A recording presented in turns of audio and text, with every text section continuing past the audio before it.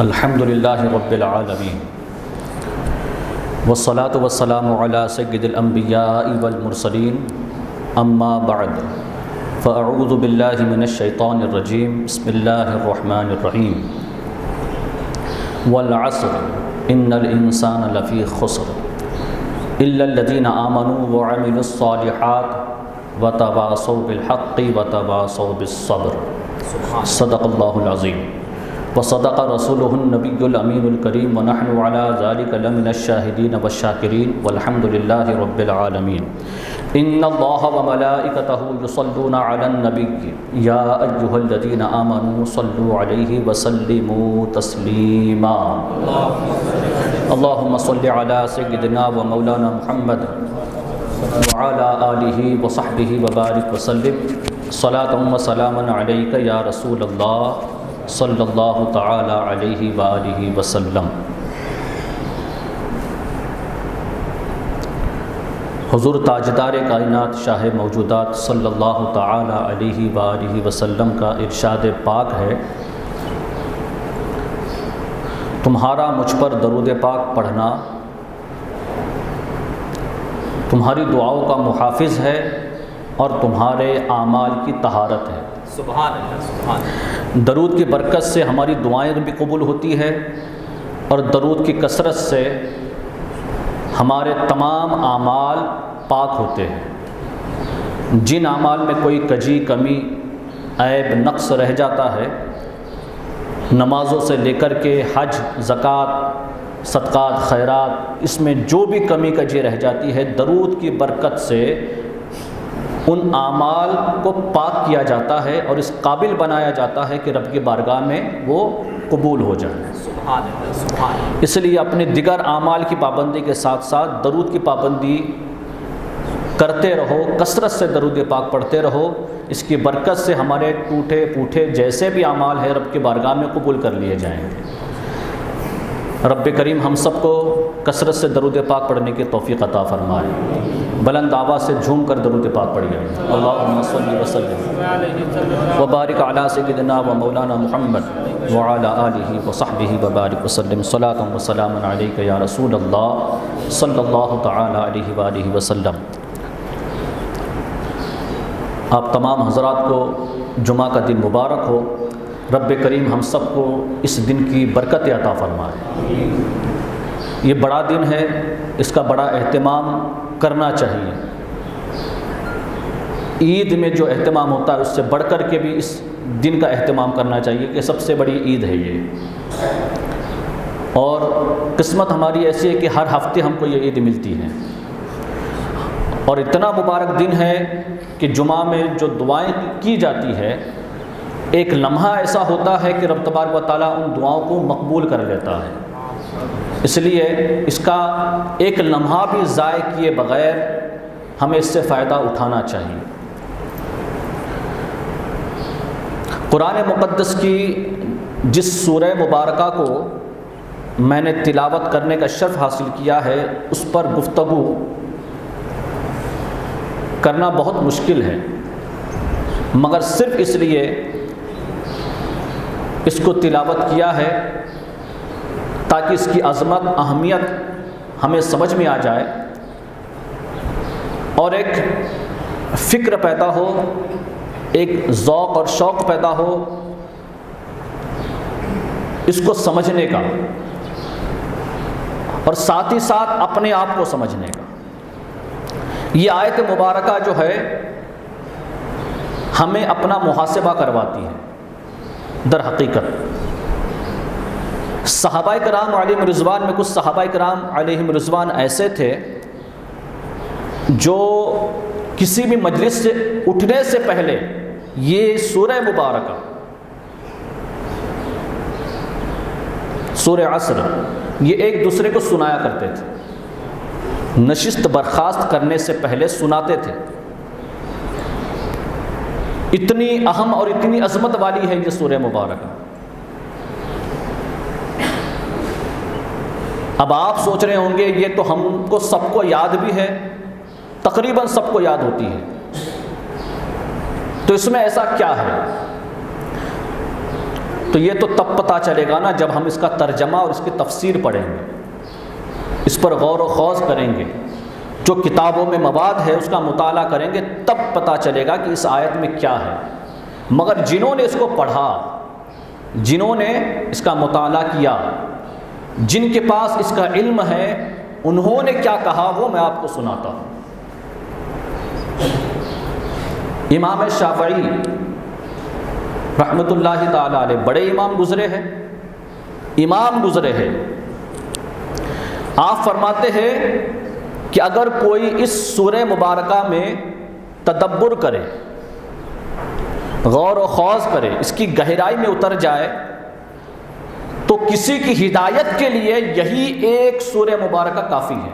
سبحان اللہ، سبحان اللہ۔ ایک طرف پورا قرآن مقدس ہدایت ہے ہمارے لیے، اس کا ایک ایک لفظ، ایک ایک نقطہ ہدایت ہے، مگر آپ نے جو مطالعہ کیا، آپ کے پاس جو علم ہے اس سورہ مبارکہ کا، آپ فرماتے ہیں امام شافعی علیہ الرحمہ کہ اس سورت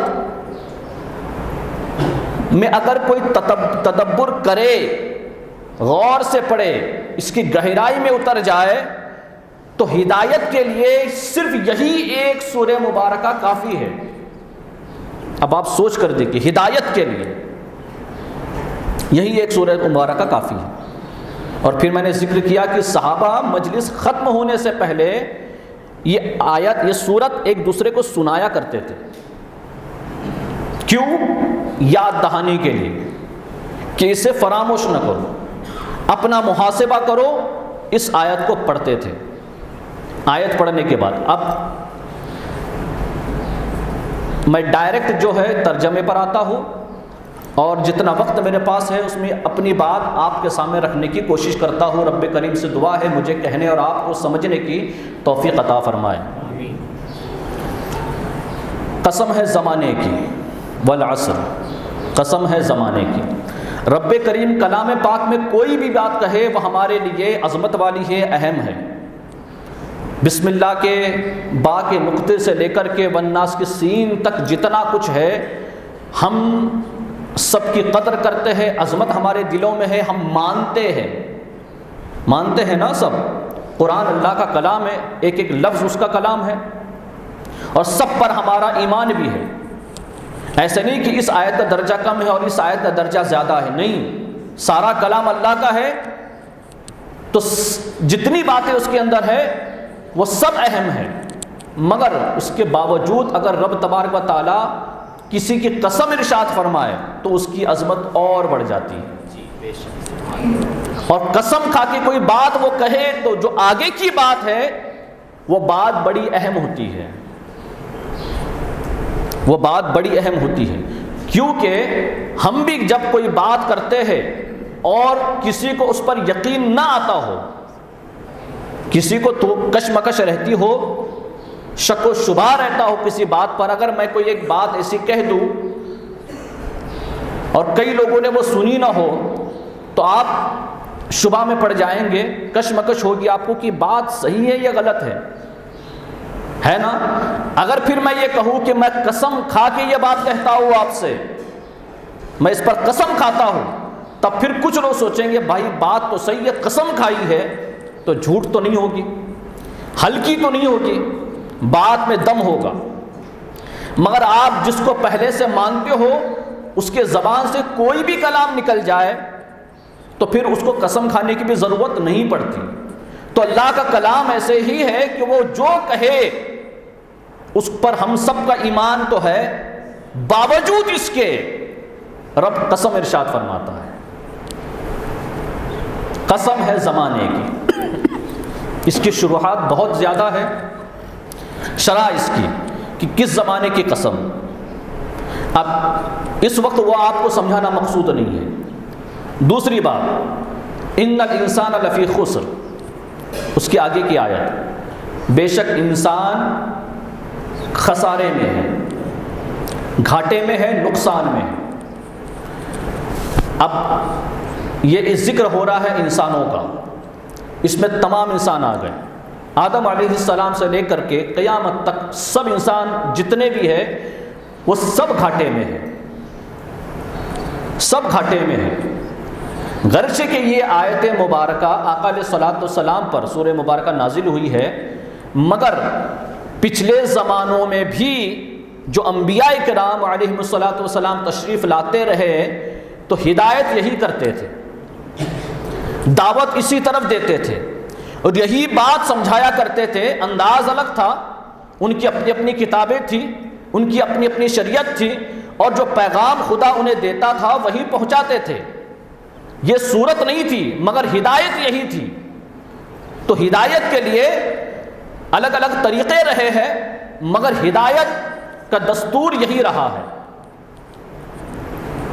اب اس میں ہمارے لیے ہدایت کیا ہے؟ پہلے تو قسم ارشاد فرمائی تاکہ بات آپ ہم سمجھ لے کہ اللہ کے کلام میں جو آگے کلام آ رہا ہے، جو بات کی جانے والی ہے، جو ہم سے کہا جانے والا ہے، وہ معمولی بات نہیں ہے۔ اس لیے پہلے ہوشیار ہو جاؤ، پہلے جاگو، اپنے کان کھول کر سنو۔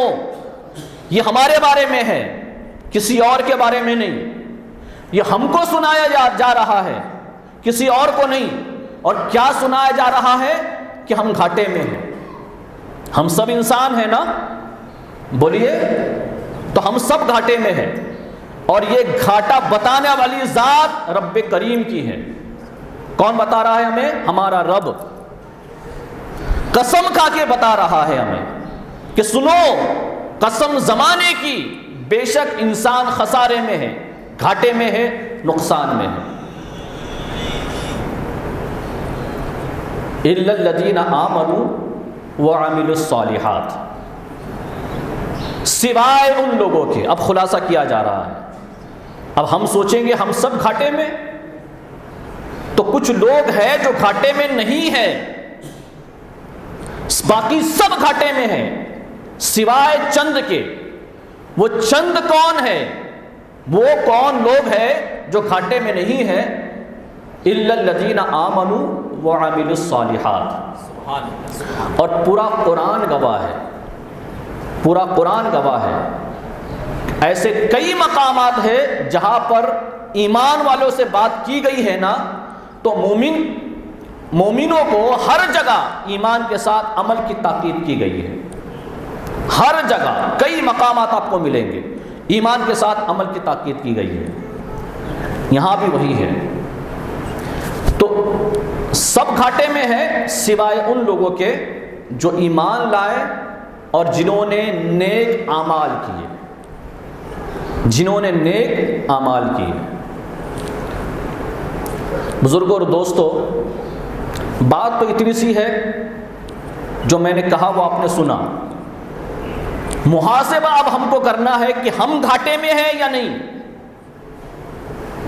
اگر آپ یہ سمجھتے ہیں کہ یہ دو چیزیں ہمارے پاس ہیں اور اگر آپ کرتے ہیں تو پھر آپ گھاٹے میں نہیں ہیں۔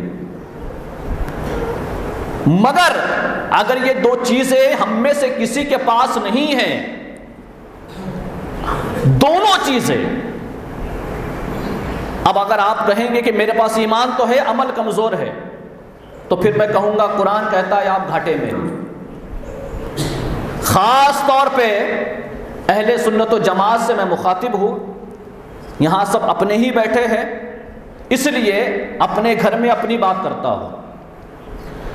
ہم کسی اور نشے میں ہیں،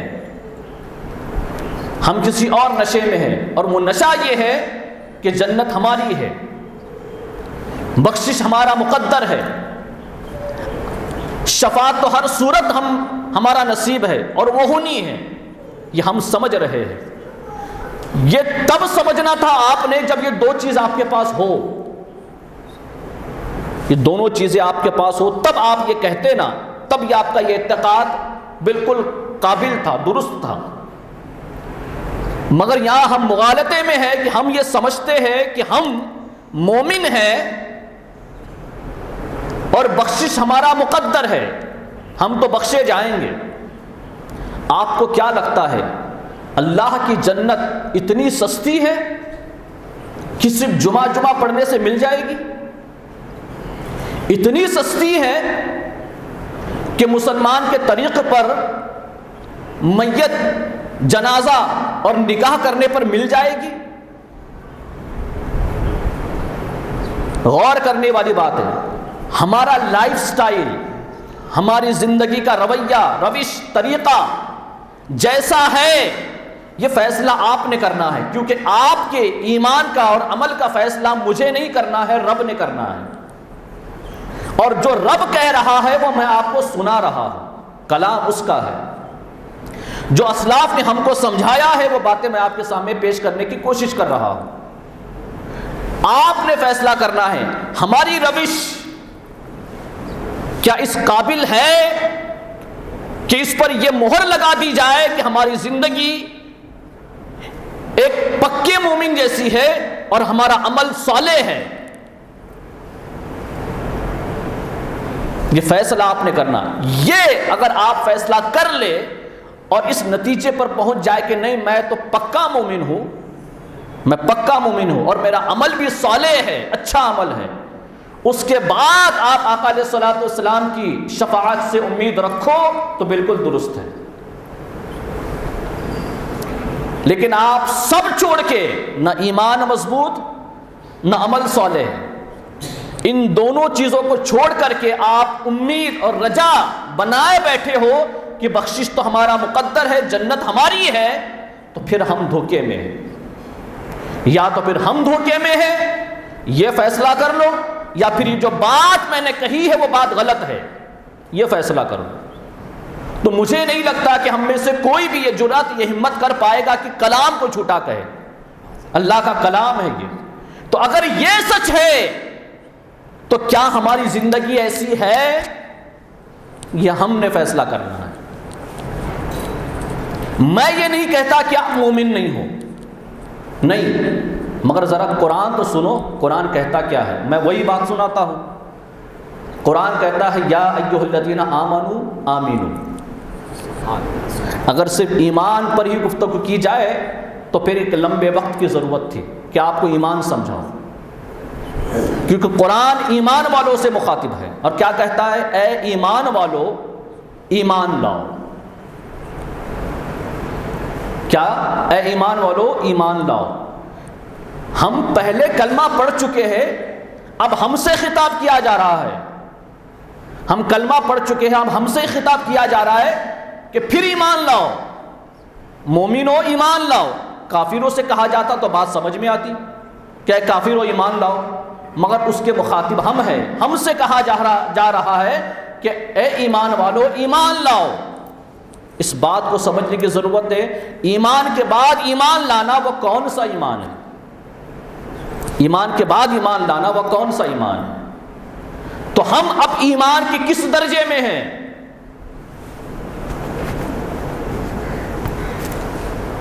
ہمارے لیے یہی بات ہے اور ہم سمجھتے یہی ہے اور ہم کو یہی سمجھایا گیا ہے، مگر ہم سمجھ کے رک گئے.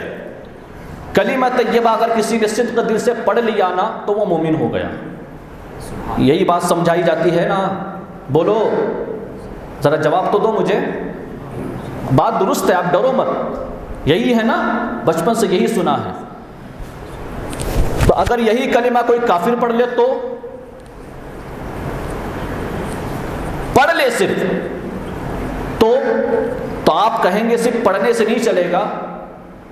اقرار باللسان و تصدیق بالقلب. زبان سے اقرار اور دل سے تصدیق بھی ہونی چاہیے. یہی کہیں گے آپ سب. پھر آپ سے میں پوچھتا ہوں کیا آپ نے یہ کیا ہے؟ تو آپ کہیں گے ہاں. اگر کیا ہے تو سبحان اللہ. تو مجھے بتاؤ کیا صرف اتنی ہی بات ہے؟ اب ایمان کی بات آئی تو پھر ساری چیزیں آ گئی. پہلے تو آپ نے اللہ کو معبود جانا. اللہ کے سوا کوئی معبود ذرا بولے نہیں ہے، صرف اللہ ہے. محمد صلی اللہ علیہ وسلم اللہ کے رسول بولو ہیں. یہ بات ہو گئی. اب یہ تھا داخلہ. کیا تھا؟ ایڈمیشن. اسکول میں ایڈمیشن لیا آپ نے.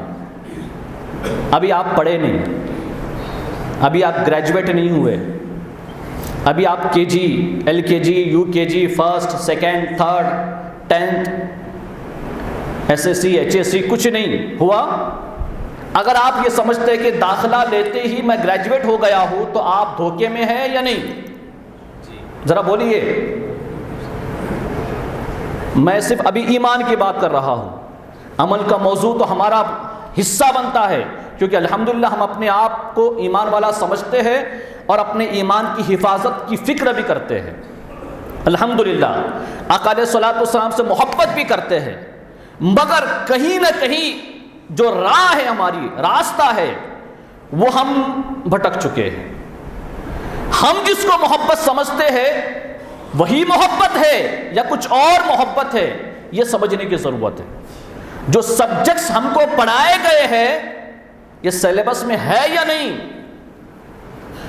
یہ بھی ایک الگ بحث ہے جو ہم کو سمجھنے کی ضرورت ہے. کیونکہ محبت کے پیمانے ہم نے طے کیے ہیں، مگر محبت کے پیمانے جو ہم کو صحابہ نے دیے نا وہی درست ہے، وہ محبت کے پیمانے درست ہے. تو اب آپ بتاؤ نا، اس طرز پر ہماری آقا علیہ الصلوۃ والسلام سے محبت ہے؟ بولیے. تو جواب ہوگا نہیں. جیسی محبت وہ کرتے تھے ہم ویسی محبت نہیں کرتے.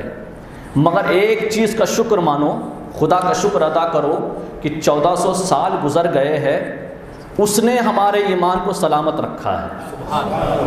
ہم نے نہیں. اس غلط فہمی میں کبھی مت رہنا. یہ نبی کے نالین کا صدقہ ہے، اور ہمارے آبا و اجداد جو ایمان لائے اور وہ جمے رہے ایمان پر، اس کی برکتیں ہیں. اور پھر سب سے بڑی بات یہ ہے کہ بڑے بڑے اسلاف بزرگان دین، بالخصوص خواجہ اجمیر، خواجہ غریب نواز ہندوستان آئے. یہ ان کی محنت، مشقت اور ان کی دین ہے کہ آج ہمارے پاس ایمان ہے. یہ نعمت بڑی ہے بزرگوں اور دوستوں، بڑی نعمت ہے. بس اس کو سنوارنے کی ضرورت ہے، اس کو صحیح راہ دینے کی ضرورت ہے، اس کو صحیح رخ دینے کی ضرورت ہے جو ہم دے نہیں پا رہے. یہ میں آپ سے مخاطب ہوں، اس کا مطلب یہ نہیں کہ میں آپ سے ہی کہہ رہا ہوں، میں سب سے کہہ رہا ہوں جتنے اہل سنت جماعت سے وابستہ ہے. اور ہم کو اپنی اصلاح کرنے کی ضرورت ہے. اگر ہم اپنی اصلاح کر لیں تو زمانے میں ہمارے جیسا پھر کوئی نہیں ہے. اگر ہم درست ہو جائے تو ہم سے بہتر کوئی نہیں ہے. یہ بات آپ سمجھ لیں. مگر ہم طرز بدل چکے ہیں، ہم راہ سے تھوڑے سے بھٹک چکے ہیں. گمراہ نہیں ہوئے نہیں، مگر تھوڑی راہ بھٹک چکے ہیں. واپس دوبارہ اسی راستے پر آنے کی ضرورت ہے ہم کو. بات سمجھ میں آ رہی ہے؟ تو ایمان، اگر میں آپ سے سوال کروں اسی پر، اللہ رسول پر ایمان لانے کے بعد، اب آپ سے پوچھتا ہوں جنت پر ایمان ہے؟ آپ جواب دیں گے مجھے. ہے؟ بولیے نا. ہے. دوزخ ہے؟ فرشتے ہیں؟ ہے. قبر کا عذاب ہے؟ سب پر ایمان ہے؟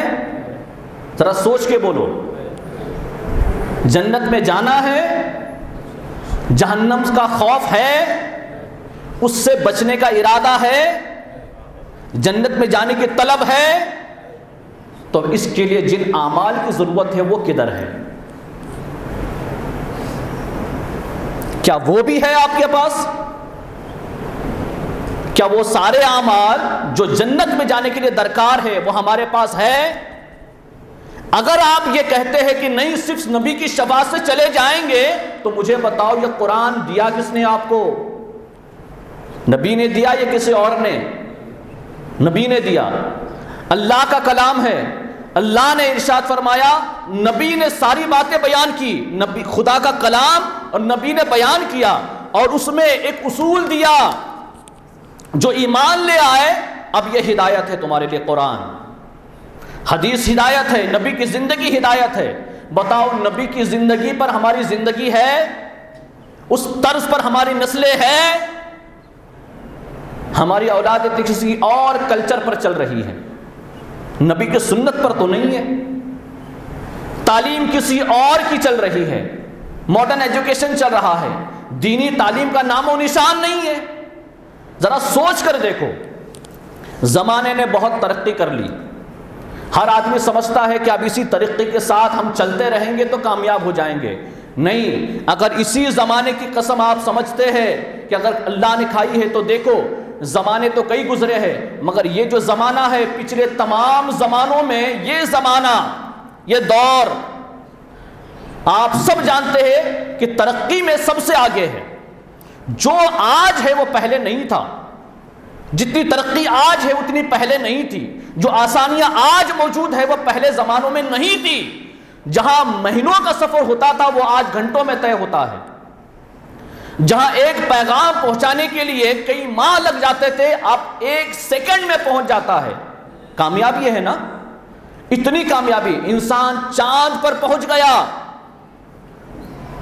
اب اور آگے جانے کی کوشش چل رہی ہے، اس کے باوجود قرآن کہتا ہے سب گھاٹے میں،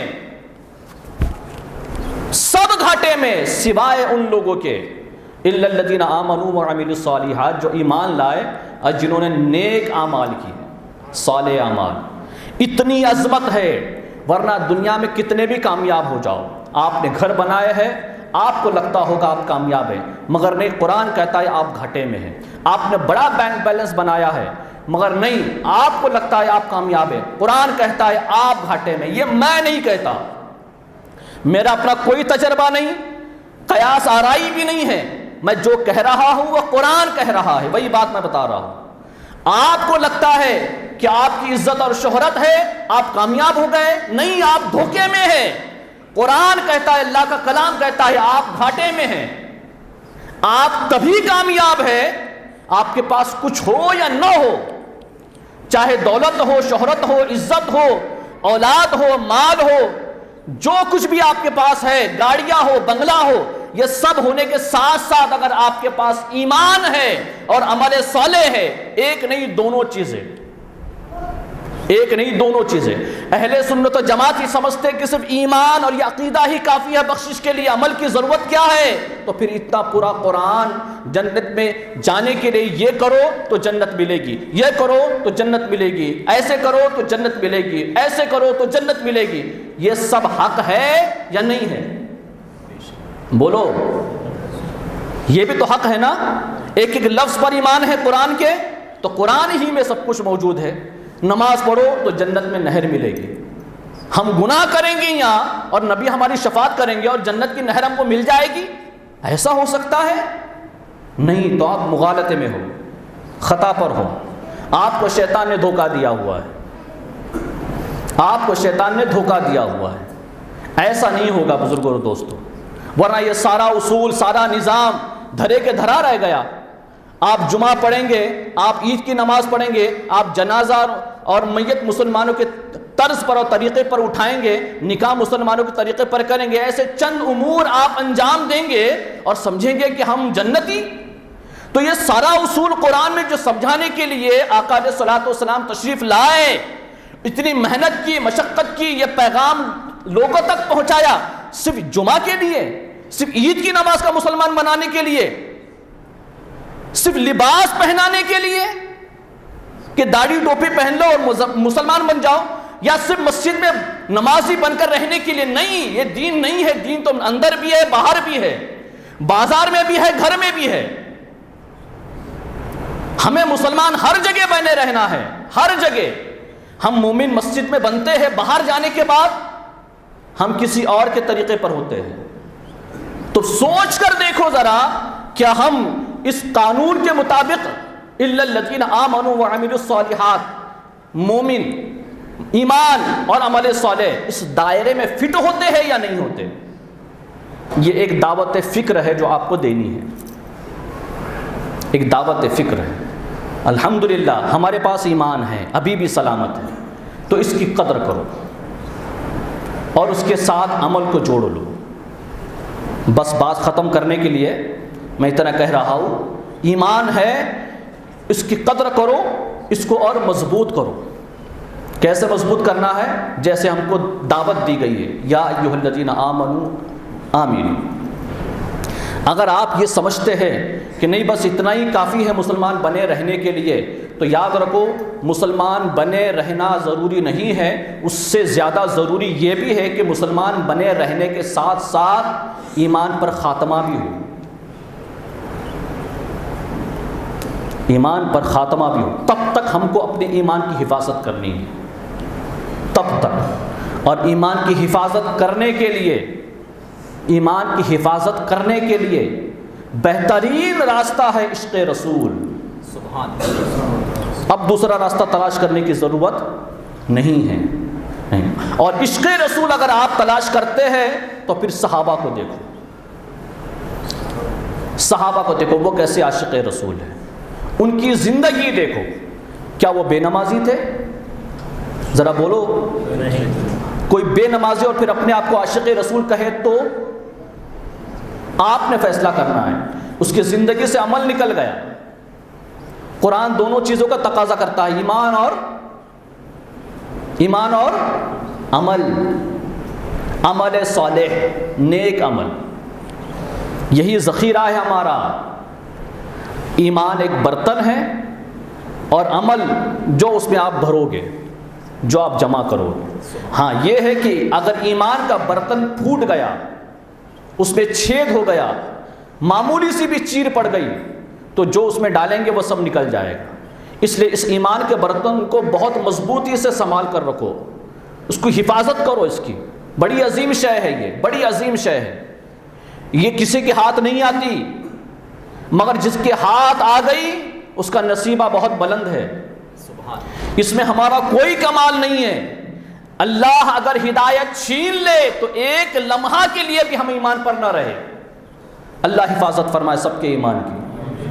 اس نے بچا کر رکھا ہے، یہ نبی کے نالین کا صدقہ ہے۔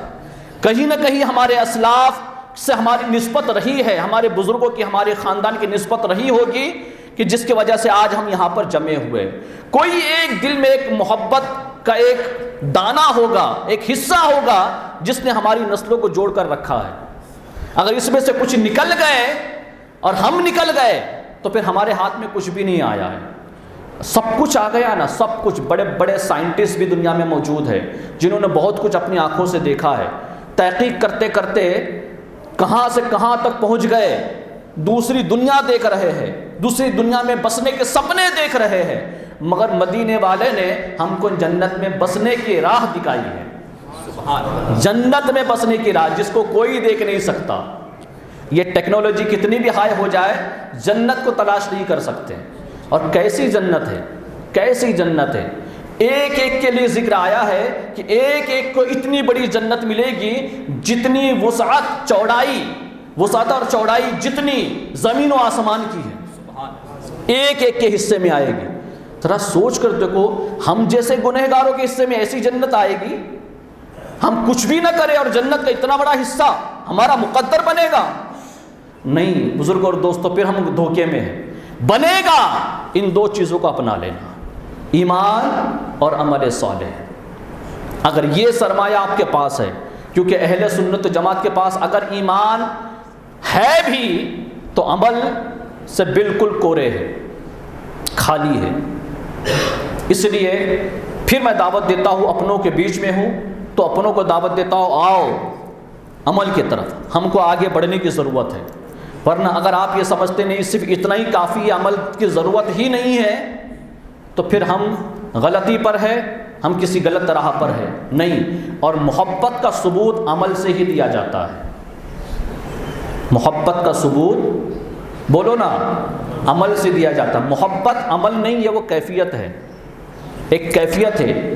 اب وہ محبت ایمان نظر نہیں آتا، نہیں آتا۔